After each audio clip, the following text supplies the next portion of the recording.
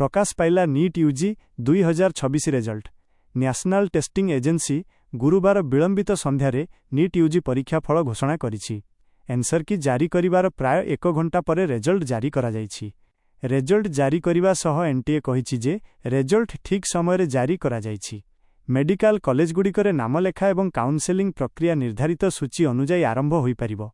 परीक्षार्थी माने official website neet.nta.nic.in को जाई निजर स्कोर कार्ड देखि परिबे। मार्केट छकरे तालध्वज मरीचिकोटरे अटकिला दर्पदलन आज सकाळु हेबो रथटणा। गुरुवार पई सरिला रथटणा सूर्यास्त होइजिबारु रथटणा बंद रखा जायछि। वर्तमान मार्केट छकरे बड़ ठाकुर बलभद्रଙ୍କ तालध्वज रथ अटकिथिबा बेले मरीचिकोटरे देवी सुभद्राଙ୍କ दर्पदलन रथ अटकी रहिछि। सेहिभଳି जगन्नाथଙ୍କ नंदीघोष रथ चक्के गड़ी अटकिछि। आज सकाळ 9:30 पुणी रथटणा हेबाकु थिबा बेले संध्या सुधा 3 रथ सरदा बालीरे पहुंचिबा नै लक्ष्य रहिछि। एहापरे शनिवार चतुर्धा मूर्तिंकर आड़प विजय अनुष्ठित हेबो। सेपटे गुरुवार रथयात्रा समय दलाचकटा एवं एथिरे जणे व्यक्तिंक मृत्यु खबर उपरे प्रतिक्रिया रखिछन्ति आईन मंत्री पृथ्वीराज हरिचंदन।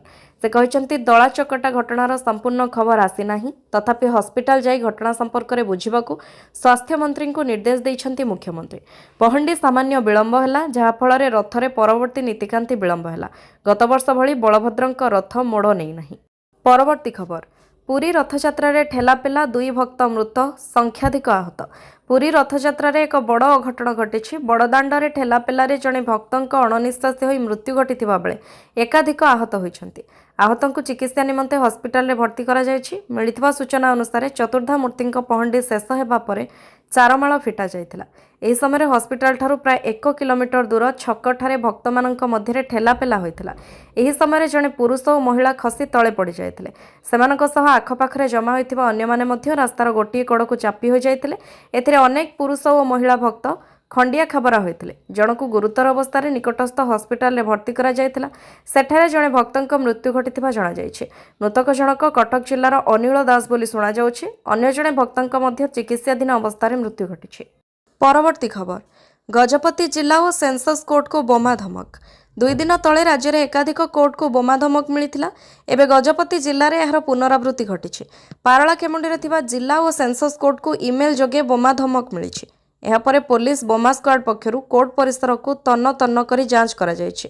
सूचना अनुसार गतकाली पूर्वाह्न 7:58 रे कोर्ट रजिस्ट्रार निकट को एक इमेल आसिला। इमेल प्रेरक निजकू दाऊदी Shankar Jiwal popular front of India बोली दर्शाई। सब्जेक्ट स्थान में अपराह्न 2टारे कोर्ट बा जज का चैम्बर रे 23टी साइंड गैस बोमा फुटाइबू पैगंबर मोहम्मद को अपमान करिसेंति बोली उल्लेख रही। पुलिस टीम पहुंची समग्र कोर्ट को खाली करथिला। विभिन्न संदिग्ध स्थान में जांच करथिले। वर्तमान सुधा कोर्ट परिसर कौनसी संदिग्ध सामग्री किंबा विस्फोरक सामग्री मिली नथिबा जणा जायछि। परवर्ती खबर, पहंडी समय अधा बाटरू खोलीगला महाप्रभुंक टाहिया। पवित्र घोषयात्रा अवसर में लोकारण्य श्रीक्षेत्र वर्षा होइनी बाधक, थमिनी भक्तंक प्रार्थना। घंट घंटा बाजा और नृत्य कंपुछि सिंहद्वार बड़दाण्ड। बड़ भाई बलभद्र और भौणी सुभद्रांक परे शेष में कोटि कैवल्यनाथ। भाई भौणी पहंडी आसिले, तापरे झुली झुली बाहरिले प्रभु श्री जगन्नाथ। किंतु महाबाहुंक पहंडी विजे बेले घटिछि व्यतिक्रम। पहंडी समय अधा बाटरू खोली जाइथिला महाप्रभुंक टाहिया। किए कहला अघटन, किए भाविले अशुभ। लक्ष लक्ष जगन्नाथ प्रेमी दुखरे चिंतित। महाप्रभुंक मस्तकरे टाहिया नथिबा देखि निराश हेले भक्त। कारण श्री जगन्नाथंक पहंडी कथा उठिले सर्वप्रथमे मन को आसे महाप्रभुंक मस्तकरे शोभा पाउथिबा पवित्र टाहिया। यह केवल एक अलंकार नुहे, बरं शताब्दी पुराणा परंपरा, आस्था और ओडिया अस्मितार एक प्रतीक। एथर रथयात्रा रे महाप्रभु को टाहिया बिना पहंडी कराजिबा दृश्य कोटि कोटि जगन्नाथ प्रेमी हृदय को व्यथित करिछि। यह केवल एक त्रुटि नुहे, बरं महाप्रभु प्राचीन परंपरा प्रति गुरुतर अवहेला। सेपटे वरिष्ठ सेवायत कहले आगकू घटिबाकू जाउछि बड़ घटना, सेहाकू महाप्रभु देउथिबा किछि संकेत बोली कहिसंति। परवर्ती खबर, बाघंक गर्जन रे कंपुछि सिमिलीपाल जंगल। महाबलंक गर्जन रे कंपुछि सिमिलीपालर घंच जंगल। जातीय उद्यान रे क्रमागत भावे जातीय पशुर संख्या बढ़िबारे लागिछि। वर्तमान सुधा सिमिलीपाल रे मोट 35टी महाबल अछंती। मध्य भारतीय लैंडस्केप रु आउ एक पुरुष और एक माई बाघ आनिबाकू प्रस्ताव रहिछि। मुख्य वन्यप्राणी संरक्षक तथा ପିସିସିଏ ପ୍ରେମ କୁମାର ଝା ଏହି ସୂଚନା ଦେଇଛନ୍ତି। ଶ୍ରୀ ଝାଙ୍କ କହିବା ମୁତାବକ ଶିମିଳିପାଳରୁ ବାଘ ବଂଶ ଲୋପ ପାଇଯିବା ଭଳି ଆଶଙ୍କାରେ ପ୍ରାତଃ ରୋକ ଲାଗିଛି। କାହିଁକି ନା ସର୍ବଭାରତୀୟ ବ୍ୟାଘ୍ର ଗଣନା 2022ରେ ଶିମିଳିପାଳରେ ମାତ୍ର 16ଟି ବାଘ ଥିଲେ। ରାଜ୍ୟସ୍ତରୀୟ ବାଘ ଗଣନା 2024 ତଥ୍ୟ ଅନୁଯାୟୀ ବାଘ ସଂଖ୍ୟା 27କୁ ବଢ଼ିଲା। ସେଥିମଧ୍ୟରୁ 14ଟି ମାଇ 23ଟି ଅଣ୍ଡିରା ମହାବଳ ଥିଲେ। ଗତବର୍ଷ ଡିସେମ୍ବରରୁ 6 ମାସ ଧରି ଶିମିଳିପାଳ ଦକ୍ଷିଣ ଓ ଉତ୍ତରରେ ବାଘ ଗଣନା ଚାଲିଥିଲା। କ୍ୟାମେରା ଟ୍ରାପ୍ ପରିସଂଖ୍ୟାନ ଅନୁସାରେ ଶିମିଳିପାଳରେ 35ଟି ବାଘର ଗତିବିଧିର ଦୃଶ୍ୟ କଏଦ ହୋଇଛି। ସେଥିମଧ୍ୟରୁ 17ଟି ପୁରୁଷ ଓ 18ଟି ମାଇ ବୋଲି ଚିହ୍ନଟ ହୋଇଛି। ପରବର୍ତ୍ତୀ ଖବର, ମହାପ୍ରଭୁ ଜଗନ୍ନାଥ ଆନିମେଟେଡ୍ ଫିଲ୍ମ ପ୍ରଦର୍ଶନ ଉପରେ ହାଇକୋର୍ଟଙ୍କ ଅନ୍ତରୀଣ ରୋକ।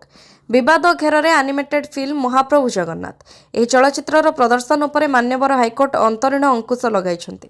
ଅଦାଲତଙ୍କ ପରବର୍ତ୍ତୀ ଆଦେଶ ପ୍ରକାଶ ନ ପାଇବା ପର୍ଯ୍ୟନ୍ତ ସିନେମାର ପ୍ରଦର୍ଶନ କରାଯାଇପାରିବ ନାହିଁ ବୋଲି ସ୍ପଷ୍ଟ ନିର୍ଦ୍ଦେଶ ଦିଆଯାଇଛି।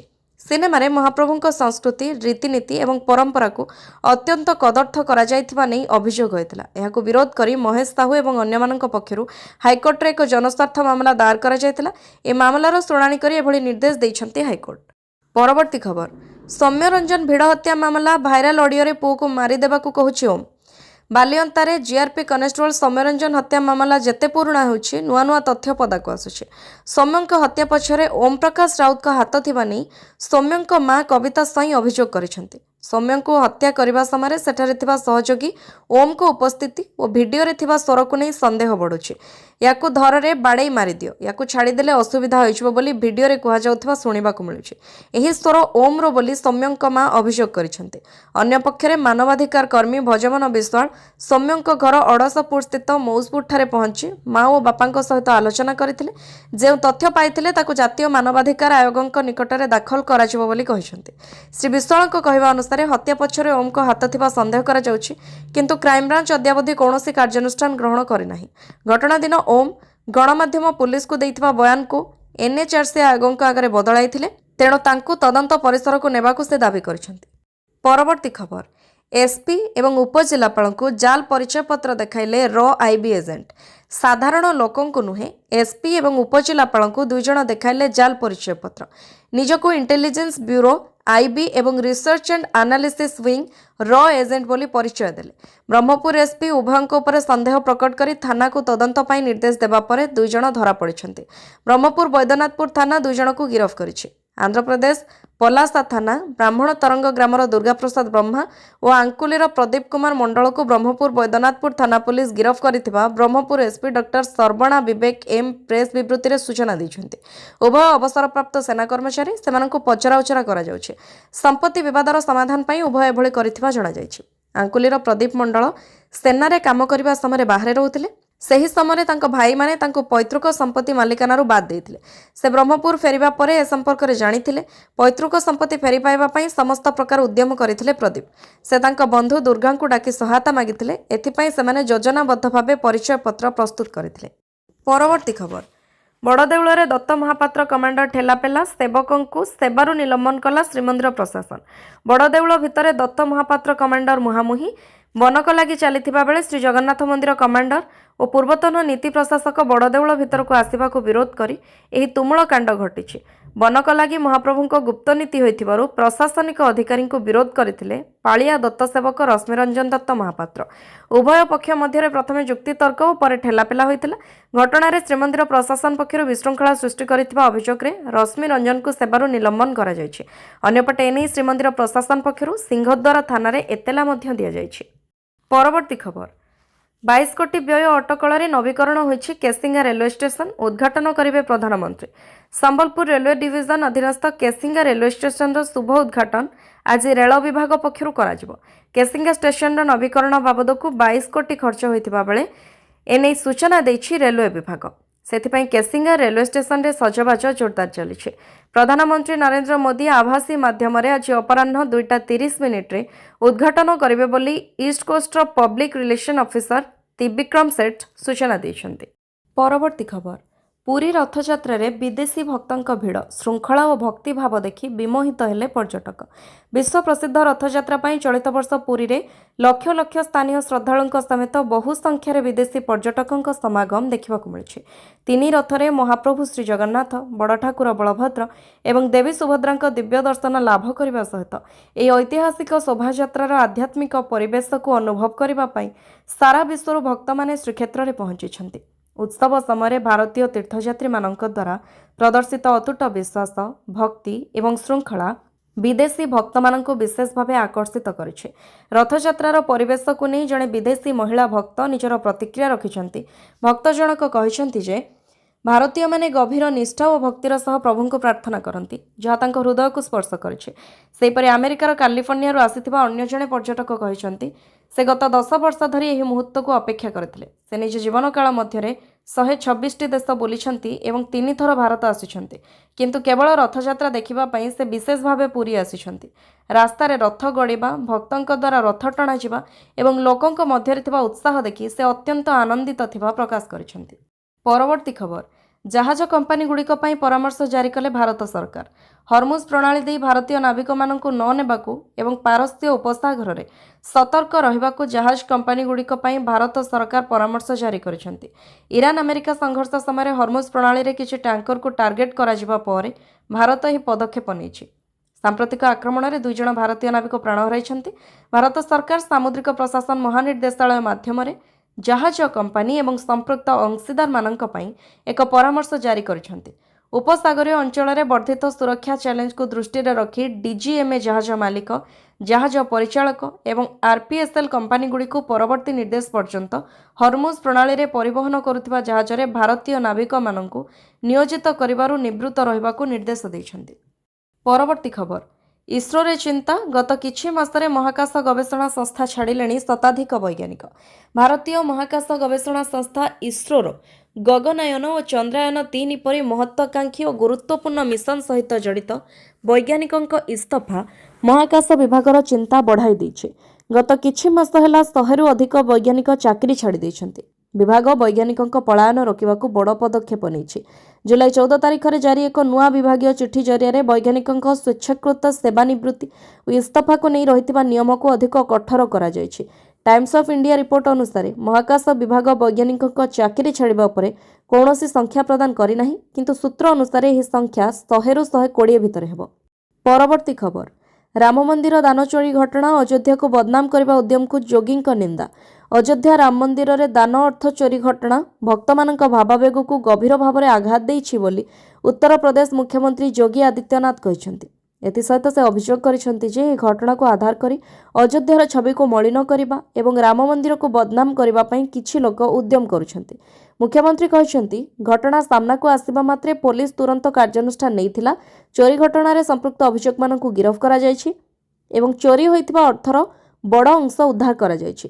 ଆଇନ ନିଜ ବାଟରେ କାମ କରୁଛି ଏବଂ ଦୋଷୀଙ୍କ ବିରୁଦ୍ଧରେ କଡ଼ା ପଦକ୍ଷେପ ନିଆଯିବ। ତେବେ ଏହା କେବଳ ସାଧାରଣ ଅର୍ଥ ଚୋରି ଘଟଣା ନୁହେଁ, ବରଂ କୋଟି କୋଟି ରାମଭକ୍ତଙ୍କ ଆସ୍ଥା ସହ ଜଡ଼ିତ ଏକ ସମ୍ବେଦନଶୀଳ ବିଷୟ। ସେଥିପାଇଁ ସରକାର ଏହି ଘଟଣାକୁ ଅତ୍ୟନ୍ତ ଗୁରୁତର ସହ ନେଇଛନ୍ତି ଓ ସମ୍ପୂର୍ଣ୍ଣ ତଦନ୍ତ କରାଯାଉଛି। ପରବର୍ତ୍ତୀ ଖବର, ଡିଜେଲ ବିମାନ ଇନ୍ଧନ ରପ୍ତାନୀ ଶୁଳ୍କ ବଢ଼ିଲା। ଆମେରିକା ଓ ଇରାନ ମଧ୍ୟରେ ପୁଣି ଉତ୍ତେଜନା ପ୍ରକାଶ ପାଇବା ପରେ ତୈଳ ଯୋଗାଣ ପ୍ରଭାବିତ ହେବା ଆଶଙ୍କା ଦେଖାଦେଇଛି। ଏହାକୁ ଦୃଷ୍ଟିରେ ରଖି ଭାରତ ସରକାର ଡିଜେଲ ଓ ବିମାନ ଇନ୍ଧନ ରପ୍ତାନୀ ଉପରେ ଲଗାଯାଇଥିବା ଶୁଳ୍କକୁ ବଢ଼ାଇଛନ୍ତି। ଡିଜେଲ ରପ୍ତାନୀ ଶୁଳ୍କ ଲିଟର ପିଛା 8 ଟଙ୍କା 50 ପଇସାରୁ ବଢ଼ି 15 ଟଙ୍କା 50 ପଇସା ହୋଇଛି। ଆଭିଏସନ୍ ଟର୍ବାଇନ୍ ଫୁଏଲ ରପ୍ତାନୀ ଶୁଳ୍କ ଲିଟର ପିଛା 7 ଟଙ୍କା 50 ପଇସାରୁ ବଢ଼ି 14 ଟଙ୍କା 50 ପଇସା ହୋଇଛି। ଉଭୟ ଶୁଳ୍କରେ ପାଖାପାଖି 2 ଗୁଣା ବୃଦ୍ଧି କରାଯାଇଛି। ତେବେ ପେଟ୍ରୋଲ ରପ୍ତାନୀ ଶୁଳ୍କକୁ 4 ଟଙ୍କାରୁ 2 ଟଙ୍କା 50 ପଇସାକୁ ହ୍ରାସ କରାଯାଇଛି। ରପ୍ତାନୀ ବଢ଼ାଇବା ପଛର ଉଦ୍ଦେଶ୍ୟ ହେଉଛି ଦେଶ ଭିତରେ ପେଟ୍ରୋଲ, ଡିଜେଲ ଓ ଏଟିଏଫ୍ ଉପଲବ୍ଧତା ବଢ଼ାଇବା। ଗତ କିଛି ଦିନ ହେଲାଣି ଭାରତ ବିପୁଳ ପରିମାଣର ତେଲ ରପ୍ତାନୀ କରୁଥିଲା। ଏଭଳିକି ରୁଷକୁ ମଧ୍ୟ ଏହା ଡିଜେଲ ବିକ୍ରି କରୁଥିଲା। ପେଟ୍ରୋଲ ପମ୍ପରେ ବିକ୍ରି ହେଉଥିବା ତେଲ ତୁଳନାରେ ତୈଳ କମ୍ପାନୀଗୁଡ଼ିକ ରପ୍ତାନୀରୁ ଅଧିକ ଲାଭ ପାଇଥାନ୍ତି। ସେଥିପାଇଁ ସେମାନେ ରପ୍ତାନୀ ବଢ଼ାଇଥିଲେ। ଶୁଳ୍କ ପୁଣି ଥରେ ବଢ଼ିଥିବାରୁ ଆଗାମୀ ଦିନରେ ତେଲ ରପ୍ତାନୀ ହ୍ରାସ ପାଇବା ଆଶା କରାଯାଉଛି। ପରବର୍ତ୍ତୀ ଖବର, ସୋନମ ୱାଙ୍ଗଚୁକଙ୍କ ଅନଶନ, ଡାକ୍ତରଙ୍କ ପରାମର୍ଶ ଅନୁଯାୟୀ ପଦକ୍ଷେପ ନେବେ ବୋଲି କୋର୍ଟକୁ କହିଲେ କେନ୍ଦ୍ର ସରକାର। ପରୀକ୍ଷାରେ ଅନିୟମିତତା ଓ ନିଟ୍ ପ୍ରଶ୍ନପତ୍ର ଲିକ୍ ମାମଲାରେ କେନ୍ଦ୍ର ଶିକ୍ଷାମନ୍ତ୍ରୀ ଧର୍ମେନ୍ଦ୍ର ପ୍ରଧାନଙ୍କ ଇସ୍ତଫା ଦାବିରେ जंतर मंतरଠାରେ गत 19 दिन ହେଲା ଅନଶନରେ ଥିବା ସାମାଜିକ କର୍ମକର୍ତ୍ତା ସୋନମ ୱାଙ୍ଗଚୁକ୍ କହିଛନ୍ତି ସେ ଭଲ ଅବସ୍ଥାରେ ନାହାନ୍ତି କିନ୍ତୁ ତାଙ୍କ ସ୍ୱାସ୍ଥ୍ୟାବସ୍ଥା ଏତେ ଖରାପ ମଧ୍ୟ ହୋଇନି। ସାମାଜିକ ଗଣମାଧ୍ୟମ ଏକ୍ସରେ ଏକ ଭିଡିଓ ବାର୍ତ୍ତାରେ ୱାଙ୍ଗଚୁକ୍ ତାକୁ ଅନଶନ ଭାଙ୍ଗିବାକୁ କହିବା ଅପେକ୍ଷା ଜୁଲାଇ 20 ତାରିଖରେ ସଂସଦ ଅଭିମୁଖେ ନିର୍ଦ୍ଧାରିତ ପଦଯାତ୍ରାରେ ଯୋଗ ଦେବାକୁ ଲୋକଙ୍କୁ ଅନୁରୋଧ କରିଥିଲେ। ଅନ୍ୟପକ୍ଷରେ ୱାଙ୍ଗଚୁକ୍ଙ୍କ ଅନଶନକୁ ନେଇ ଡାକ୍ତରଙ୍କ ପରାମର୍ଶ ଅନୁଯାୟୀ ପଦକ୍ଷେପ ନେବେ ବୋଲି କେନ୍ଦ୍ର ସରକାର ଦିଲ୍ଲୀ ହାଇକୋର୍ଟକୁ କହିଛନ୍ତି। ପରବର୍ତ୍ତୀ ଖବର, ଦବିଗଲା ଜାତୀୟ ରାଜପଥ 16ର ବିଷ୍ଣୁପୁର ସେତୁର ଆପ୍ରୋଚ୍ ରୋଡ୍। ଭଦ୍ରକର ଜାତୀୟ ରାଜପଥ 16ର ବିଷ୍ଣୁପୁର ସେତୁର ଆପ୍ରୋଚ୍ ରୋଡ୍ ନିର୍ମାଣ କାର୍ଯ୍ୟ ସମ୍ପୂର୍ଣ୍ଣ ହେବାର ମାତ୍ର 6 ମାସ ମଧ୍ୟରେ ଧସି ଯାଇଛି। ଏହି ରାସ୍ତା ଦେଇ ଚଳାଚଳ କରୁଥିବା ହଜାର ହଜାର ବସ୍, ଟ୍ରକ୍ ଏବଂ ଅନ୍ୟାନ୍ୟ ଭାରୀ ଯାନବାହନ ଚଳପ୍ରଚଳ କରୁଥିବାରୁ ଧନଜୀବନ ପ୍ରତି ବିପଦ ଆଶଙ୍କା ରହିଛି। ସୂଚନା ପାଇ ଜାତୀୟ ରାଜପଥ କର୍ତ୍ତୃପକ୍ଷର ଏକ ଟିମ୍ ଦବିଯାଇଥିବା ସ୍ଥାନ ପରିଦର୍ଶନ କରି ପରିସ୍ଥିତିର ସମୀକ୍ଷା କରିଛନ୍ତି। ବର୍ତ୍ତମାନ ଯାତାୟାତକୁ ଏକ ବିକଳ୍ପ ବାଇପାସ୍ ରାସ୍ତା ଦେଇ ଚଳାଚଳ କରାଯାଉଛି। ବର୍ଷା ଓ ସଂକୀର୍ଣ୍ଣ ରାସ୍ତା ଯୋଗୁଁ ଟ୍ରାଫିକ୍ ଜାମ୍, ଯାତାୟାତରେ ବିଳମ୍ବ ଏବଂ ସାଧାରଣ ଲୋକଙ୍କୁ ବ୍ୟାପକ ଅସୁବିଧାର ସମ୍ମୁଖୀନ ହେବାକୁ ପଡୁଛି। ପରବର୍ତ୍ତୀ ଖବର, ଅନନ୍ୟ ଏକ ରଥଯାତ୍ରା। କାଙ୍କଣ ଶିଖରୀ ଧାମରେ ମହାପ୍ରଭୁଙ୍କ ସ୍ୱତନ୍ତ୍ର ଲୀଳା। ପବିତ୍ର ରଥଯାତ୍ରାରେ ଭକ୍ତଙ୍କ ଗହଣରେ ମାଉସୀ ମା ଘରକୁ ଯିବାକୁ ଶ୍ରୀମନ୍ଦିର ବାହାରକୁ ଚାଲି ଆସନ୍ତି ଜଗତର ନାଥ ଜଗନ୍ନାଥ। ସାଙ୍ଗରେ ଆସିଥାନ୍ତି ଭଉଣୀ ସୁଭଦ୍ରା ଏବଂ ବଡ଼ ଠାକୁର ବଳଭଦ୍ର। 3 ରଥରେ ବସି ପହଞ୍ଚିଥାନ୍ତି ମାଉସୀ ମା ଘରେ। ଆଉ ପ୍ରଭୁଙ୍କର ଏହି ଅନନ୍ୟ ଲୀଳା ଦେଖିବାକୁ କାହିଁ କେତେ ଦୂରରୁ ଛୁଟି ଆସନ୍ତି ଭକ୍ତ। ତେବେ ଏହି ପବିତ୍ର ଦିନରେ ଶ୍ରୀକ୍ଷେତ୍ରକୁ ଛାଡ଼ିଦେଲେ ଆହୁରି ଅନେକ ସ୍ଥାନରେ ମଧ୍ୟ ପାଳନ ହୋଇଥାଏ ଘୋଷଯାତ୍ରା, ଯାହାର ରହିଛି ସ୍ୱତନ୍ତ୍ର ମାହାତ୍ମ୍ୟ। ଏଭଳି ଏକ ଅନନ୍ୟ ରଥଯାତ୍ରା ପାଳନ ହୁଏ ଖୋର୍ଦ୍ଧା କାଙ୍କଣ ଶିଖରୀ ଧାମରେ। ଏଠାରେ ନୌକାରେ ତିଆରି ରଥରେ ହୋଇଥାଏ ମହାପ୍ରଭୁଙ୍କ ରଥଯାତ୍ରା। ଖୋର୍ଦ୍ଧା ଜିଲ୍ଲାର ଚିଲିକା ବ୍ଲକ ଅଧୀନ ନଈରୀ ଗ୍ରାମର ଚିଲିକା କୂଳରେ ତଥା ଚିଲିକା ମଧ୍ୟରେ ଥିବା ଏକ କୁଦରେ ରହିଛି ଜଗନ୍ନାଥଙ୍କ ଲୀଳା କ୍ଷେତ୍ର ଭାବେ ପରିଚିତ ଏହି କାଙ୍କଣ ଶିଖରୀ ଧାମ। ସେହିଠାରେ ହିଁ ଆଜକୁ ଦୀର୍ଘ ବର୍ଷ ଧରି ଏଭଳି ରଥଯାତ୍ରା ଅନୁଷ୍ଠିତ ହେଉଛି। ସମଗ୍ର ବିଶ୍ୱରେ ସବୁଠି ସ୍ଥଳପଥରେ ରଥଯାତ୍ରା ଅନୁଷ୍ଠିତ ହେଉଥିବା ବେଳେ ଏଠି ସମ୍ପୂର୍ଣ୍ଣ ଭିନ୍ନ, ଅର୍ଥାତ୍ ଜଳପଥରେ ହୋଇଥାଏ ରଥଯାତ୍ରା। ପରବର୍ତ୍ତୀ ଖବର, ସୁପ୍ରିମକୋର୍ଟଙ୍କ ତାଗିଦ, ବୃଦ୍ଧ ଓ ଗୁରୁତର ଅସୁସ୍ଥ କଏଦୀଙ୍କ ମୁକ୍ତିକୁ ନେଇ ତୁରନ୍ତ ନୀତି ପ୍ରସ୍ତୁତ କରନ୍ତୁ ରାଜ୍ୟ ସରକାର। ସୁପ୍ରିମକୋର୍ଟ ସବୁ ରାଜ୍ୟ ଓ କେନ୍ଦ୍ରଶାସିତ ପ୍ରଦେଶଙ୍କୁ ଅତ୍ୟନ୍ତ ବୃଦ୍ଧ ଓ ଗୁରୁତର ଅସୁସ୍ଥ କଏଦୀଙ୍କ ଶୀଘ୍ର ଅଥବା ଅବଧି ପୂର୍ବ ମୁକ୍ତି ଲାଗି ଏକ ନୀତି ପ୍ରସ୍ତୁତ କରିବାକୁ ନିର୍ଦ୍ଦେଶ ଦେଇଛନ୍ତି। ଏଥିରେ ରାଜ୍ୟ ଓ କେନ୍ଦ୍ରଶାସିତ ପ୍ରଦେଶ ସରକାରମାନଙ୍କୁ ସୁପ୍ରିମକୋର୍ଟଙ୍କ ନିଷ୍ପତ୍ତି ତାରିଖରୁ 3 ମାସ ମଧ୍ୟରେ ବ୍ୟାପକ ନୀତି ପ୍ରସ୍ତୁତ କରି ଅଧିସୂଚନା ଜାରି କରିବାକୁ ହେବ ବୋଲି କହିଛନ୍ତି। ସୁପ୍ରିମକୋର୍ଟଙ୍କ ବିଚାରପତି ଜଷ୍ଟିସ୍ ବିକ୍ରମ ନାଥ ଓ ଜଷ୍ଟିସ୍ ସନ୍ଦୀପ ମେହେଟ୍ଟାଙ୍କ ପୀଠ ଗୁରୁବାର କହିଛନ୍ତି ଯେ ନୀତିରେ ମୁକ୍ତି ଲାଗି ପାତ୍ରତା ମାନଦଣ୍ଡ ଓ ପ୍ରକ୍ରିୟାତ୍ମକ ଢାଞ୍ଚାକୁ ସ୍ପଷ୍ଟ ରୂପରେ ପରିଭାଷିତ କରାଯିବା ଦରକାର। ଏଥିରେ ବନ୍ଦୀଙ୍କ ଅସୁସ୍ଥତା, ବିଶେଷ କରି ଗୁରୁତର ରୋଗର ସ୍ପଷ୍ଟ ଓ ସମାନ ପରିଭାଷା ପ୍ରଦାନ କରାଯିବା ଦରକାର ବୋଲି କହିଛନ୍ତି। ମୃଦଙ୍ଗ କୀର୍ତ୍ତନ ହୁଳହୁଳିରେ କମ୍ପିଲା ଶାବର ଶ୍ରୀକ୍ଷେତ୍ର। ବର୍ଷାରେ ଭିଜିଲା ବଡ଼ଦାଣ୍ଡ, ଭିଜିଲେ ଭକ୍ତ ଆଉ ଭିଜିଲେ ମହାପ୍ରଭୁ। ତଥାପି କମିନଥିଲା ଭକ୍ତଙ୍କ ଉତ୍ସାହ। ଶାବର ଶ୍ରୀକ୍ଷେତ୍ର କୋରାପୁଟରେ ମହା ଆଡ଼ମ୍ବରରେ ଅନୁଷ୍ଠିତ ହୋଇଛି ପବିତ୍ର ଶ୍ରୀଗୁଣ୍ଡିଚା ଯାତ୍ରା। ପ୍ରାୟ 50,000ରୁ ଅଧିକ ଶ୍ରଦ୍ଧାଳୁଙ୍କ ସମାଗମରେ ଭକ୍ତି ଓ ଆଧ୍ୟାତ୍ମିକତାର ଅନନ୍ୟ ପରିବେଶ ସୃଷ୍ଟି ହୋଇଥିଲା। ସକାଳୁ କୋରାପୁଟରେ ଲଗାଣ ବର୍ଷା ଯୋଗୁଁ ରଥଯାତ୍ରାରେ ଭକ୍ତଙ୍କ ସମାଗମ କମିପାରେ ବୋଲି ଆଶଙ୍କା କରାଯାଉଥିଲା। କିନ୍ତୁ ସମୟ ବଢ଼ିବା ସହ ବର୍ଷା ମଧ୍ୟ ବଢ଼ିଲା, ଆଉ ସେହି ଅନୁପାତରେ ବଢ଼ିଲା ଶ୍ରଦ୍ଧାଳୁଙ୍କ ଭିଡ଼। ନିର୍ଦ୍ଧାରିତ ସମୟରେ ନୀତିକାନ୍ତି ସମ୍ପନ୍ନ ହେବା ପରେ ଝିପିଝିପି ବର୍ଷା ମଧ୍ୟରେ ଧାଡ଼ି ପହଣ୍ଡିରେ ଚତୁର୍ଦ୍ଧାମୂର୍ତ୍ତି 3 ରଥରେ ବିଜେ କରିଥିଲେ। ଏହାପରେ ହଜାର ହଜାର ଭକ୍ତଙ୍କ ଜୟ ଜଗନ୍ନାଥ ଧ୍ୱନିରେ ଆରମ୍ଭ ହୋଇଥିଲା ରଥଟଣା। ମୃଦଙ୍ଗ ବାଦନ, କୀର୍ତ୍ତନ ଓ ହୁଳହୁଳିରେ କମ୍ପି ଉଠିଥିଲା ଶାବର ଶ୍ରୀକ୍ଷେତ୍ରର ବଡ଼ଦାଣ୍ଡ। 3 ରଥ ଶେଷରେ ମାଉସୀ ମା ମନ୍ଦିର ସମ୍ମୁଖରେ ପହଞ୍ଚିଥିଲା।